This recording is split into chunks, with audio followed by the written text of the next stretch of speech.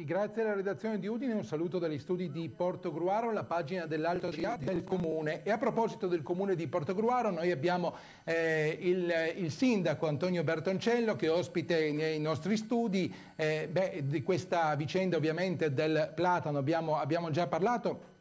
Stiamo invece a parlare con il sindaco di Bilancio. So che però la direttrice Anna Zoldan forse aveva una domanda da fare al sindaco da Pordenone. Ecco, sì, grazie Paolo. Volevo solo salutare il sindaco di Portogruaro Bertoncello, salutarlo, insomma, sottolineare questa sua presenza nel telegiornale di Video Regione, la ringraziamo, e poi volevamo sottolineare anche, appunto, come era stato anche ribadito nel corso delle precedenti edizioni del telegiornale, l'incontro che si è svolto proprio a Portogruaro nelle ore scorse, che ha visto al centro dell'incontro proprio la questione relativa alla TAV e alla realizzazione della terza corsia, quindi Friuli Venezia Giulia, area di Pordenone e area di Portogruaro sempre più vicine, signor Sindaco.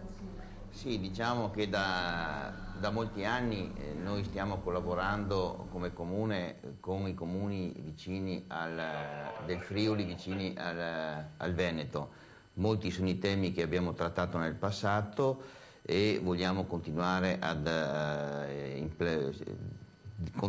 discutere e a trovare soluzioni comuni per i problemi poi che riguardano le rispettive città.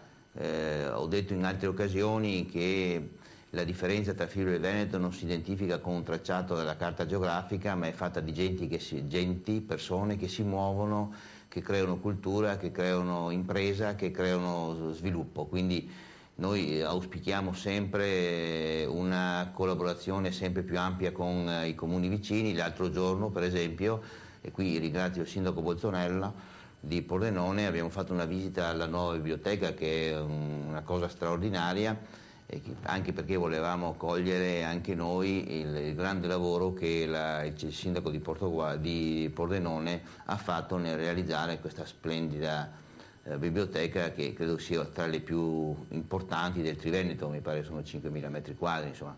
Quindi continuiamo con la collaborazione con i comuni vicini. Ecco, friulani e veneti accomunati dalla voglia di fare, dalla voglia della cultura appunto del fare, e anche accomunati a livello di amministrazioni forse da un problema che è quello dei fondi bloccati dalle regole, dei fondi di bilancio bloccati appunto dal patto di stabilità. Sì. Anche Portogruaro ha molti soldi fermi. Sì, diciamo che l'opportunità che ci dà una norma di legge di andare in consiglio entro il 30 di settembre per portare all'attenzione dello stesso una delibera che fa la verifica dello stato di attuazione dei programmi e sulle risorse che ci sono a disposizione, sugli equilibri di bilancio stessi.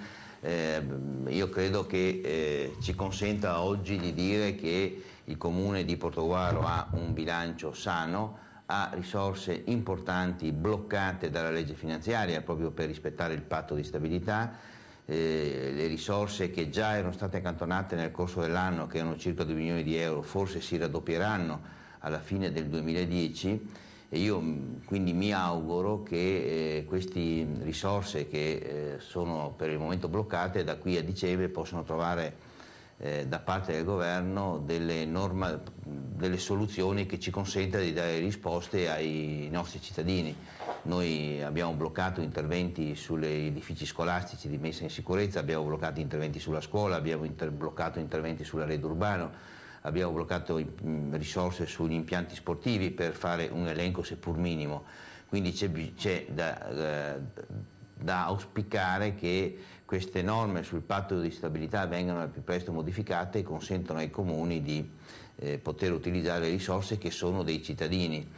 Devo anche comunicare che abbiamo organizzato come amministrazione comunale nel mese di novembre circa una ventina di incontri con la cittadinanza, proprio per far conoscere le regole della finanziaria e le regole sul patto di stabilità. E noi certamente seguiremo questi avvenimenti e avremo nuovamente anche appunto ospite il sindaco Bertoncello nelle prossime edizioni. Io lo ringrazio per la sua partecipazione e adesso spostiamoci Grazie signor Sindaco. a altre interviste nei prossimi giorni. Nel frattempo per oggi vi ringrazio per l'attenzione e passo la linea a Pordenone, passo la linea appunto alla direttrice Anna Zoldan. Grazie al collega Paolo Zeriale dalla sede del Veneto di Videoregione. Ringraziamo nuovamente il sindaco Bertoncello per la partecipazione al nostro telegiornale. Ben ritrovati cari telespettatori all'ascolto.